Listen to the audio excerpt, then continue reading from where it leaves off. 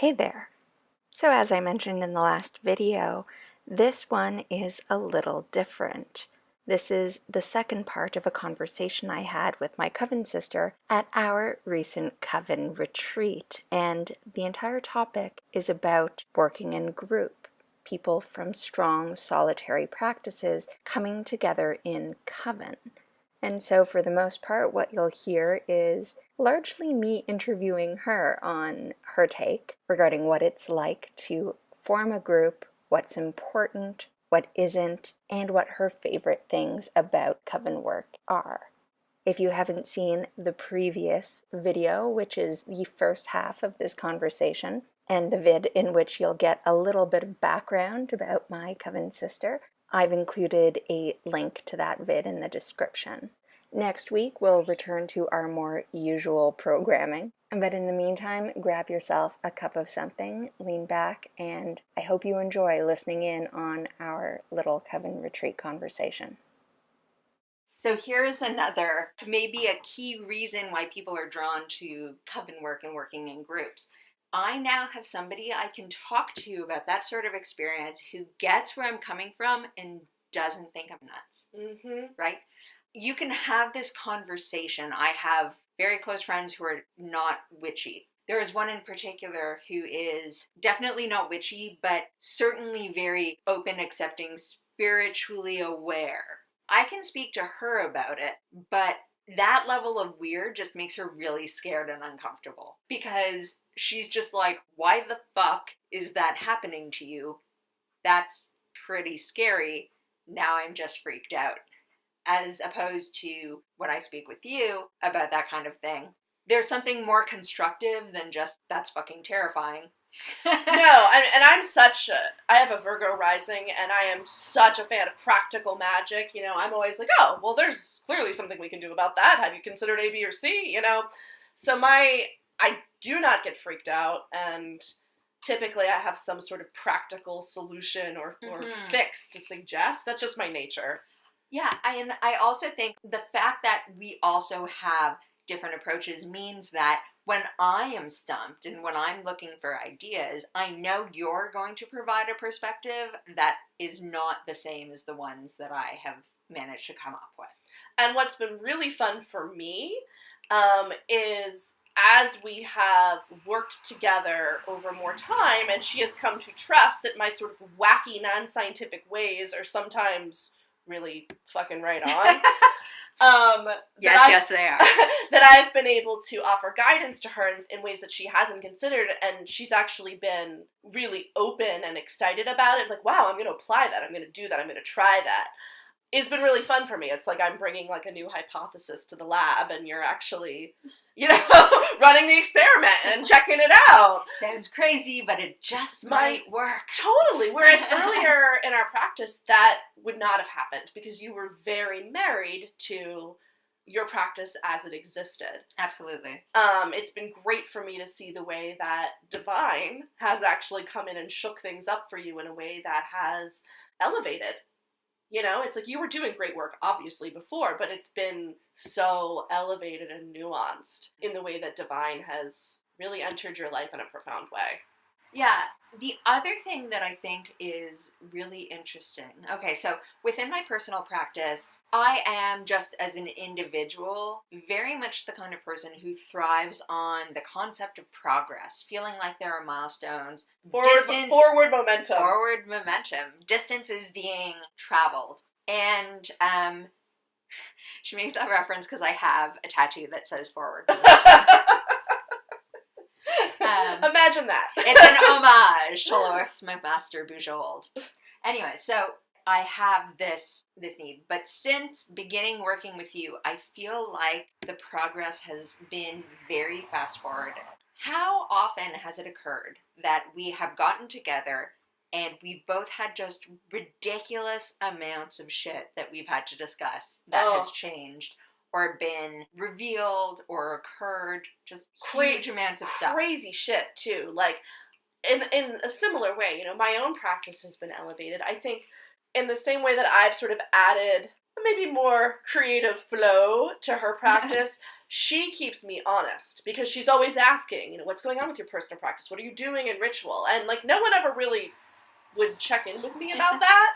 And left to my own devices, I'm a little bit like, well, whatever Divine wants me to do, So because she's sort of, and because we see each other frequently, and she sort of kept me honest in that way, I think I've progressed more in my own way too. But what I've definitely noticed is the big breakthroughs, the aha moments, the unexpected twists that I've experienced since working in Coven with you have been much bigger and much weirder and stranger and magical than they ever were before, regardless of where I was at in my practice. I'm having a lot more things I cannot explain. My channels have become way more open. My ability to provide guidance to others, whether it's channeling a loved one who's passed or helping them connect with their guides or hearing messages from their guides. All of that for me has been so amplified since working together. And I think it's not in any small regard. It's because it's like, when you exercise a muscle, the more you exercise it, the more it's going to be there to serve you. And because of our shared work and the unique perspectives that we're bringing and the questions that we're asking each other that we wouldn't typically be asking if we didn't have each other as a sounding board, it has grown our capacity to do the work. Absolutely. And the sounding board component, I think, is really important. So, we mentioned earlier, there were things we hadn't explicitly discussed. But every time we get together, there is always a sort of, we get together, we have dinner, we then circle, and then there's usually dessert drinks sort of thing. Now, when we get together and start the evening, a good chunk of that evening is spent discussing what's going on. So we're basically always suggesting ideas to one another and interpreting with a little more distance and a little more objectivity sort of what's going on. There have been several times where you have picked out themes that were completely lost on me. I didn't see them occurring, and you very astutely were able to say, this is going on with this. Have you noticed that 1 + 2 equals 3? I'm not sure how you missed that, but maybe you'll want to think about it. This is something that happens with regularity now. And I think that that component of a coven is something that a lot of people seek that doesn't necessarily happen unless everybody involved is actually invested in making sure that happens, right? If you have a very structured sort of, we get together just to circle, just to ritual, then you're losing a lot of the benefit of having somebody else who is experienced with the craft and with a practice who can provide insight. No, absolutely. And I think, too, you're the only person in the world with whom I'd say 90% of the time that we spend together, which is a good amount of time. Like, when we say we get together twice a month, each of those sessions is usually 6+ hours. I mean, they're long. Yeah. I would say 90% of the time we spend together, we are talking about craft, engaged in ritual, sharing practice, sharing scenarios that have happened, doing divination, using cards. We're almost always, and it's just the natural, like, we're not forcing ourselves to do that. It's just our natural inclination that when we see each other, it's like, okay, good. Let's focus our time and energy on this shared passion that we have. I'd say maybe 10% of the time. I know a little bit about her family and, like, her work and stuff, but, like, not a ton, Yeah. It's not really, on the drive up here, she was like, remind me again, do you have any siblings? I mean,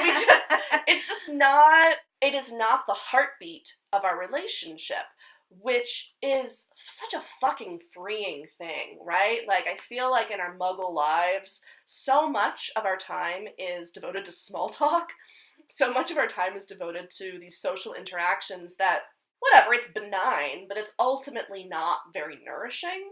And so to have a relationship with somebody in a coven where you're both so much on the same frequency that you inherently are devoting all of your shared time, for the most part, to something related to your practice, to witchcraft, to your spiritual work, that's a privilege. It's a real privilege. And I think for me, is if I had to choose like the number one reason to be in Coven or to be in a shared practice, that would be it.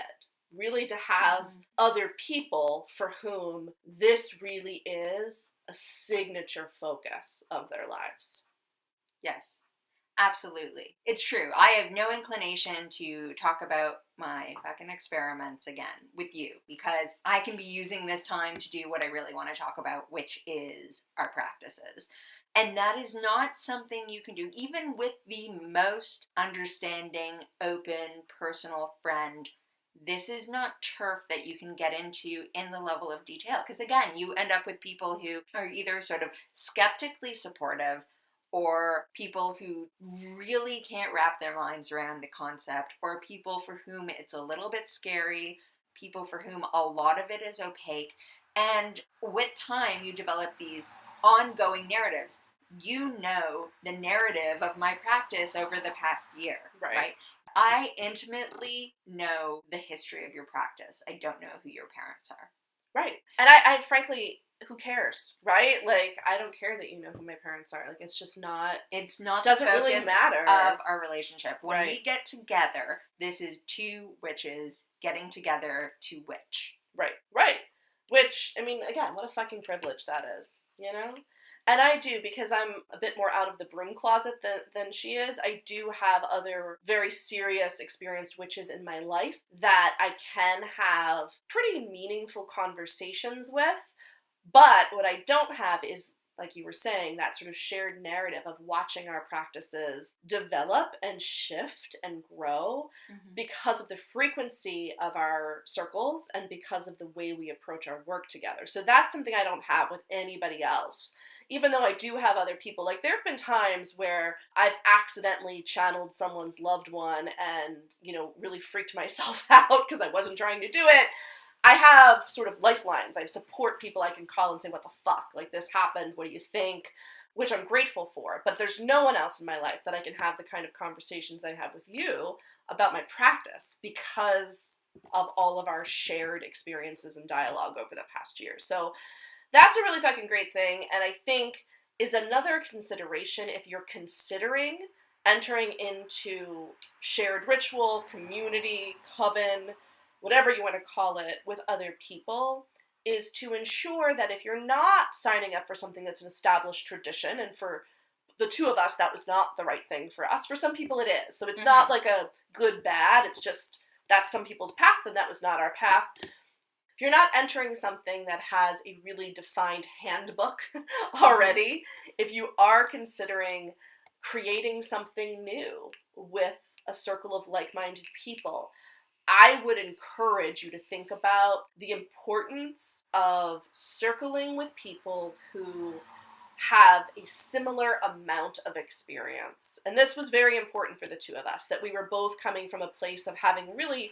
I've been doing my homework for 20 plus years. You know, we don't have to take the time to educate each other on the basics. And that was really, really important to us for where we're at in our practice and the kind of community we wanted to have, which is also why we haven't added other people to the circle. Yeah.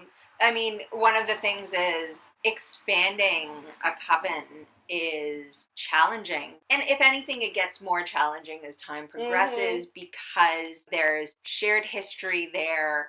Your shared practice becomes more specific, takes on a particular character and flavor of its own. All of a sudden, we went from when we first met, which is like, we're looking for people focused on the feminine divine, cycles and transitions of the moon. It was very much a sort of, you know... I mean, you can't even summarize it. It was so amorphous that, like, we can't even summarize. It was basically like, be a feminist, be a witch, have some personal practice, want to... be a grown-up. Yeah, be an adult, and, like, want to, you know, have a shared practice around moon cycles. I mean, it was so generic, right?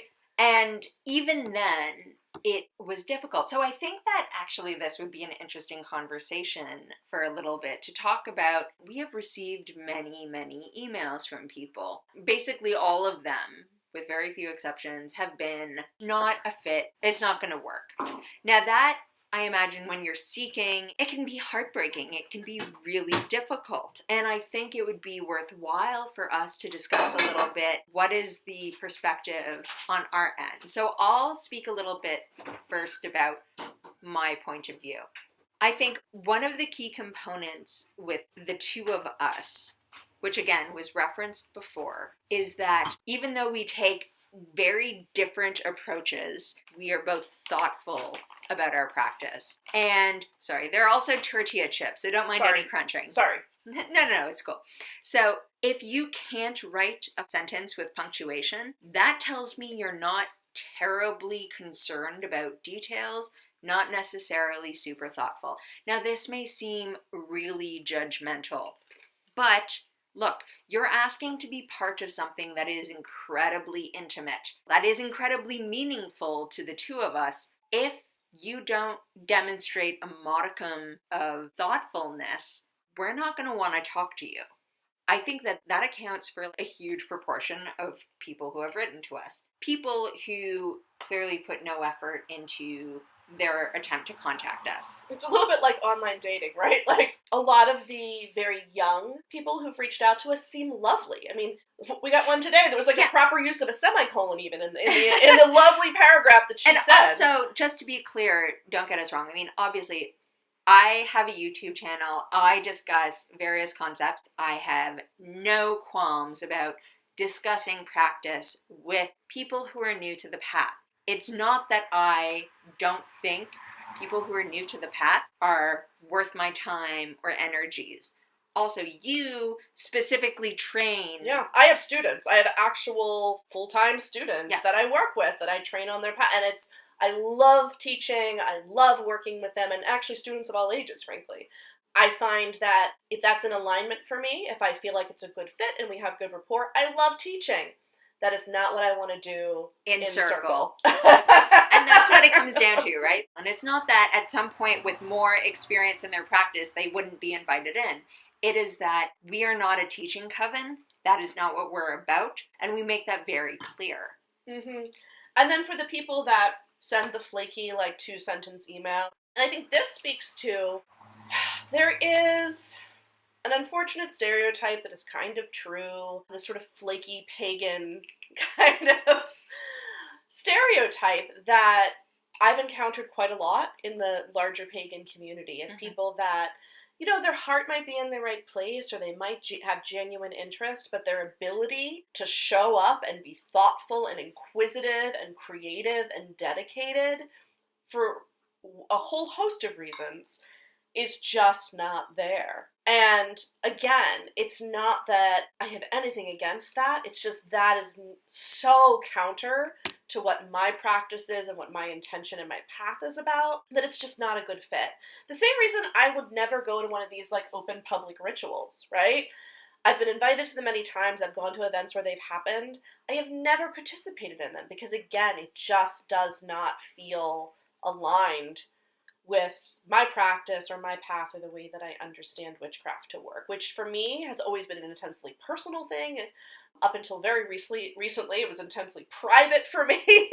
And it matters. It matters a great deal. It's one of the most important things in my life. So I'm not willing to get into circle and to do meaningful ritual with people who are flaky. I'm just not. It's also worth noting that both of us have shit to do in our day lives. We have careers, we have things going on. And if I'm going to commute an hour and a half to go to circle and then have somebody randomly not show up, that's not going to fucking fly for me. Very, very rarely do we receive inquiries that are longer than 3 or 4 sentences.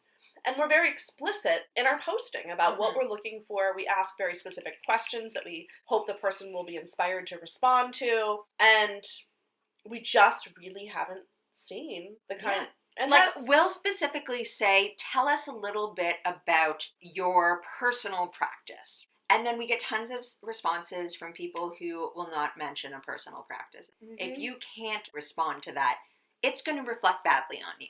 Okay, so when it comes to approaching covens, and this has been said many, many times, and in fact, Thorn Mooney from Drawn Kinas has a great little post about this. If you're a seeker looking for a coven, treat it like it's something that matters to you.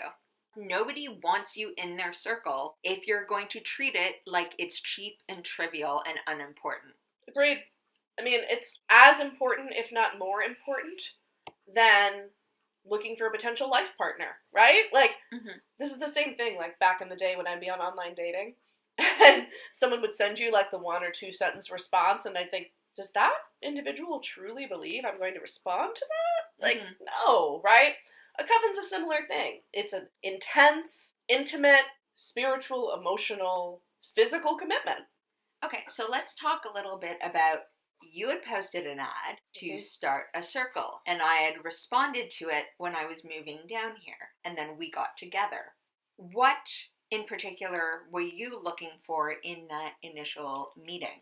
You mean when you and I, like, what was I looking from you in that first meeting? Sure.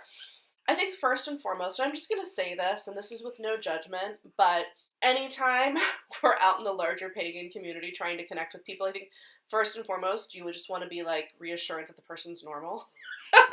You know, like, you're a normal human that I want to spend time with, and not somebody that insists that I call you by some crazy made-up magical name that you want to go by in real life. Like, no thank you. Anyway, I clearly have strong biases. These are not her feelings, these are my feelings. But yeah, I wanted to, first of all, I wanted to make sure that you were who you said you were, right? Mm-hmm. That's the nature of the internet. Did you Google me? Did I give you a last name? No. Okay. No, and you used a fake email too, so there was no way. Yeah. That so my default email is my academic email, but obviously I'm not sending sort of Coven queries from that. No. Right, so I had set up this other email, which, fun fact, accidentally, it's a Gmail account, and when I started in my current lab, that was the fucking Gmail account through which I accidentally replied to my lab manager's invitation to join the calendar. So that's the email that whenever I sign up for particular, like, surgical rooms or what have you, that shows up on the group calendar now. There you have it. So it's not as stealthy as she had thought. Not it was going so to be. Smooth. Okay, so. So I wanted to make sure you were who you said you were. I wanted to make sure that you were somebody that I could have a normal conversation with at a Starbucks, which is where we met. I wanted to hear more about your personal practice, your approach, your politics, your belief structure, all those things we talked about at the very beginning of this conversation that for me are just the most critical points, right? Like, you have to basically believe in the same core concepts in order for a coven to work. I think I was looking for personality fit. So there's the practice fit, and then there's personality fit too, right? Is this somebody that I want to spend long chunks of time with? I'll speak for myself and say that I have been in other circles and other covens where there were people with whom our practices and our belief structures were really aligned, but from a personality standpoint, I didn't really want to spend time with them. They were, like, unpleasant or, just not someone that I felt super connected to, right? So that's that sort of it factor, similar to dating, frankly, where you just kind of know when you know.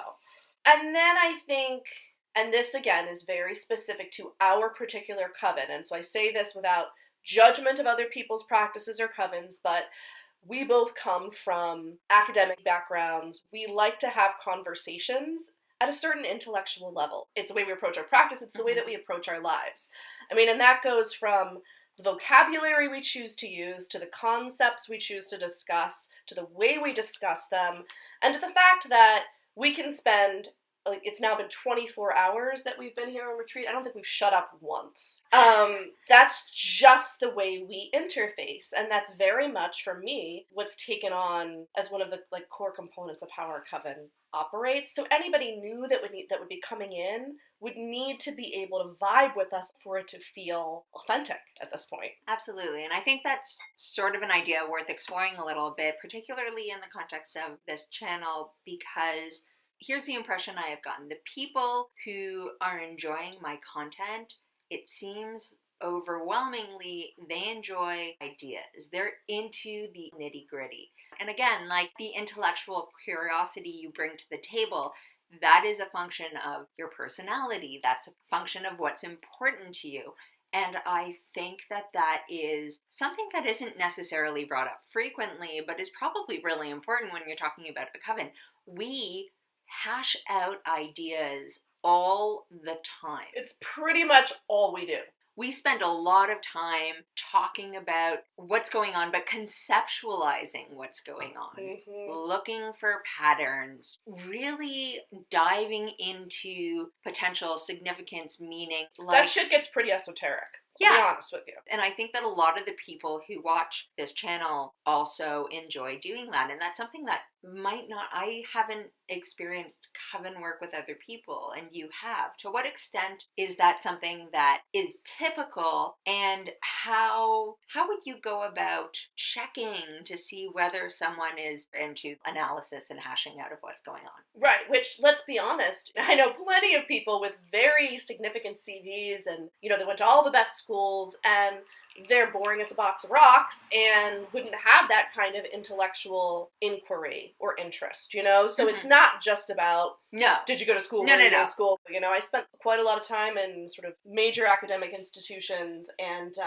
met some geniuses and met some idiots, so whatever.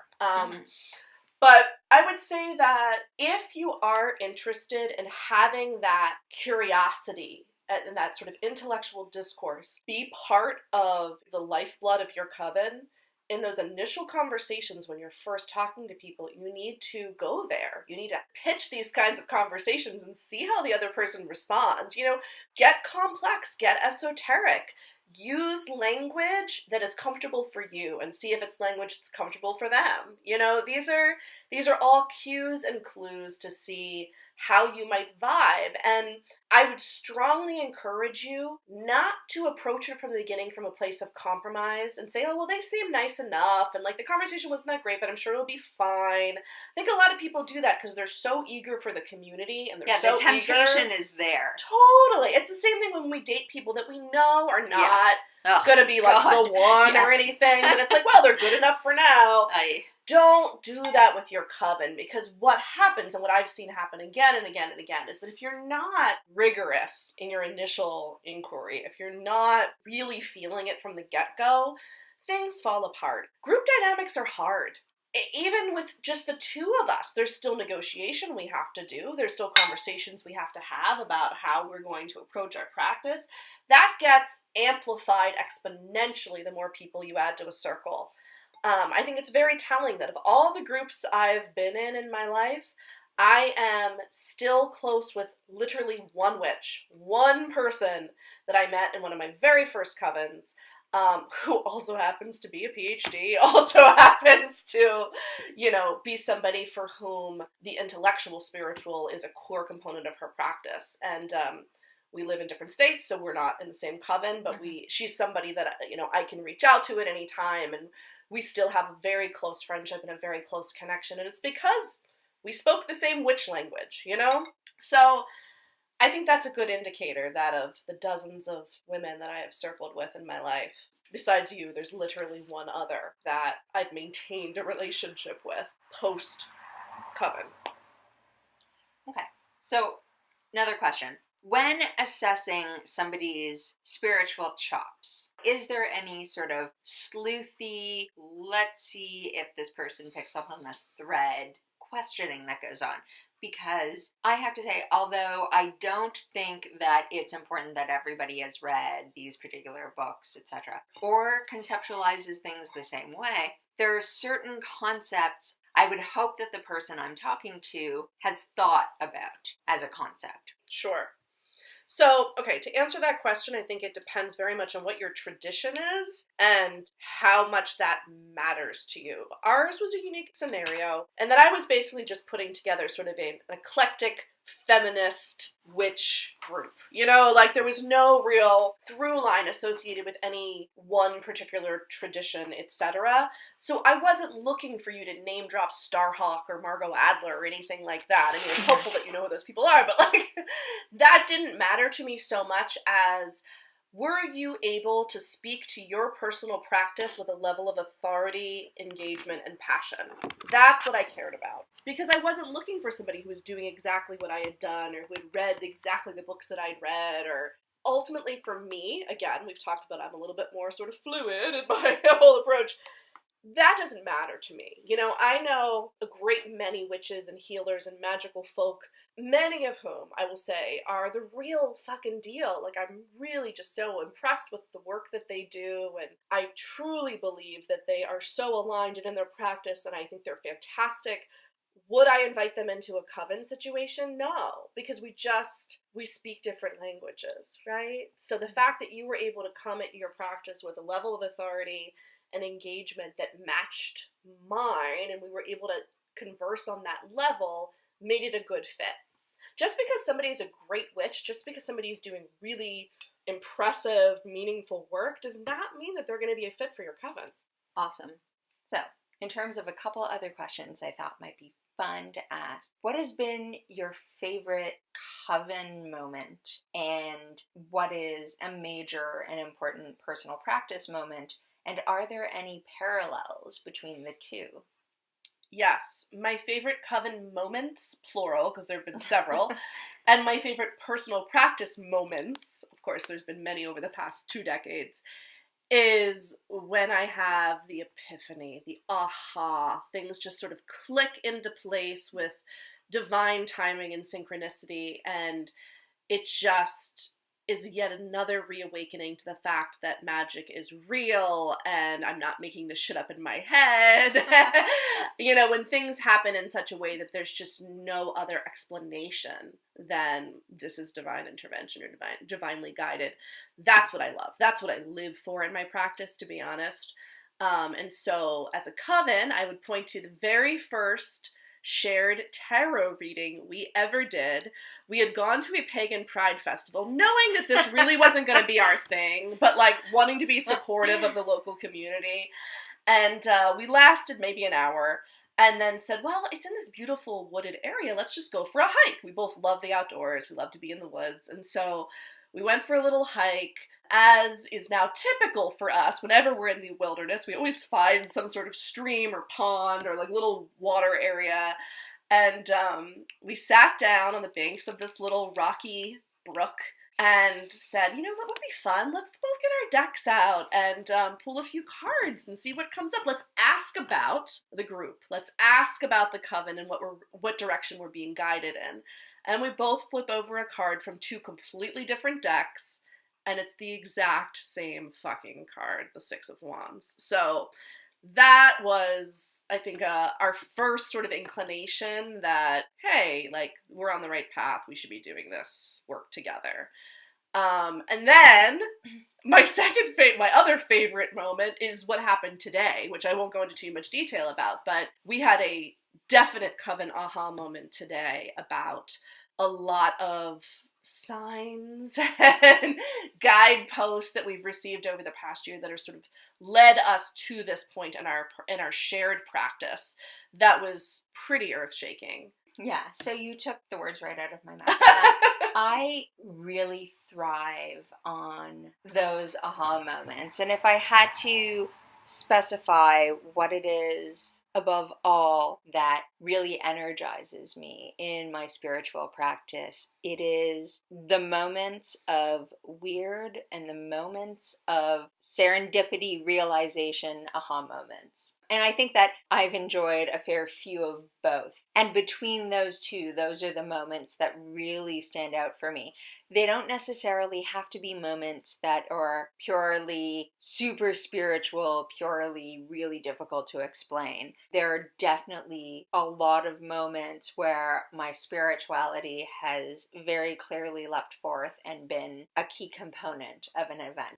My favorite moments from our group practice are very much in line with this, in that they're moments of manifestation of capacity and potential. And yes, so today is a beautiful example where all of these little puzzle pieces come together and create this astounding image that we didn't really see coming, but when you look back has been foreshadowed for months. Those moments where shoes drop, when what's unfolding is suddenly identifiable and becomes something we can name, those are my favorite moments in practice. For sure. For sure. I think one of my favorite moments and I've had so many, one of my favorite moments in my personal practice And actually, probably most of my favorite moments in my personal practice is when divine shows up, when one of my guides comes through in a very clear and directed way, and I'm provided with basically explicit instructions that push me forward. About a year ago, I was in a group guided meditation, and typically I'm really good at guided meditations. I follow along with them. I really enjoy them. I get very explicit in my imagery. And during this particular meditation, I essentially just blacked out. I went to another place, and in this other place, a massive stone figure, and at the time I thought it was the Statue of Liberty. I mean, that's what it looked like.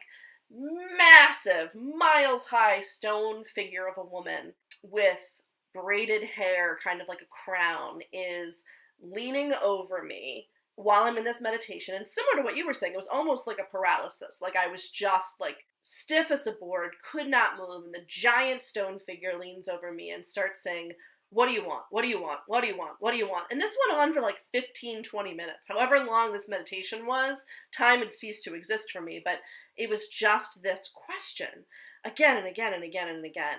And I was terrified. And at the end, when the person leading the meditations woke everybody up, I was kind of in this like sweat, right? Like I was sweating and like parched mouth, and I had no idea what had just happened. And I held the image of that stone figure in my mind and tried to figure out who was that, what were they asking. The second I began that inquiry, the second I began the inquiry of who was that, why am I being asked this, why is this figure showing up for me now, within seconds of asking that question, I started seeing owls everywhere I went. I mean, shop windows, my Instagram feed, like sitting in a tree, like owls were everywhere. And it became apparent to me that Athena had shown up, and she had shown up in a very big way, and shit was getting real. We were getting down to business. And that incident, Athena coming to me in that way, in a way that I had to pay attention, right, has inexplicably changed the course of my path. I mean, the past year has just been so completely elevated and rich and profound because of her divine guidance. So for me, those are the moments where everything just gets shaken up for me, and I return to that point of the divine feminine and the goddess and her capacity to transform everything she touches. Awesome. Well, I think that's about it. We're going to bugger off and circle. So thank you so much for popping by. Thank you for sitting down with me and having this conversation on video. It was great to, quote unquote, meet you all, and I hope this was helpful. And I very much hope you have a wonderful evening, a glorious time, and the best of luck finding your own particular path to Covendom, if that is your thing. All right. Take care, guys. Bye.